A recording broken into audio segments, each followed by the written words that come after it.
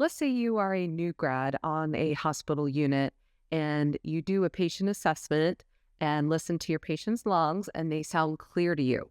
And then you sit down to chart your assessment and you notice that the last three nurses before you all charted crackles in the lungs.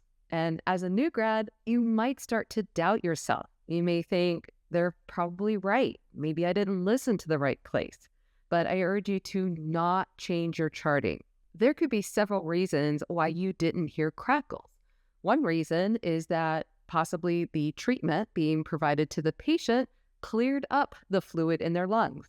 Another possibility is that the previous nurse didn't actually listen to the patient's lungs and just charted what was charted prior to that. If you are still feeling insecure, you can grab your resource nurse or another experienced nurse and ask them to pop in and listen to your patient's lungs to confirm your assessment. The bottom line is this: if you did not hear crackles, then you should not chart crackles.